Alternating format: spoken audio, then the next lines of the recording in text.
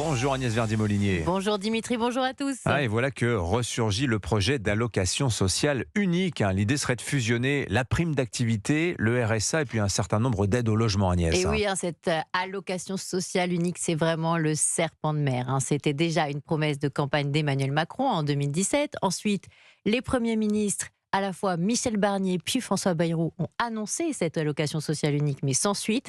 Et maintenant, Sébastien Lecornu nous dit qu'il y aura un projet de loi discuté d'ici la fin de l'année pour créer cette allocation.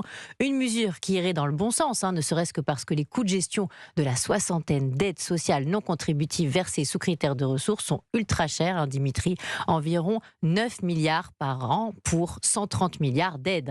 9 milliards de coûts de gestion. 9 milliards de coûts de gestion pour 130 milliards d'aides. Ça fait 10 ans qu'à la Fondation IFRAP, nous proposons une allocation sociale unique pour toutes les aides sociales dedans. Ce serait donc, si ça se confirme, un premier pas dans la bonne direction. Oui, mais là, vous n'avez que 3 types d'aides sur plus de 50 qui devraient être fusionnés. Voilà, c'est là que le bas blesse. Une trentaine de milliards sur 130 milliards, donc des économies moins importantes à la clé. On peut dire que ce serait une allocation sociale unique à minima. Rappelons que les 2 députés de la mission Flash sur l'opportunité d'une allocation sociale unique, en juillet dernier, proposaient, elles, d'inclure l'allocation adulte handicapé, l'allocation de solidarité aux personnes âgées ou encore l'allocation de soutien familial, soit une vingtaine de milliards en plus. Alors, cette aide sociale unique, comment elle serait distribuée, Agnès ? On ne connaît pas encore les modalités. L'objectif, pour un maximum d'efficacité, ce serait de distribuer chaque mois les aides par Bercy en crédit d'impôt de manière automatique. Et là, ça lutterait contre la fraude et le non-recours. Il faudrait aussi poser la question du plafonnement de cette aide avec un maximum parfois par mois. C'est une attente importante des Français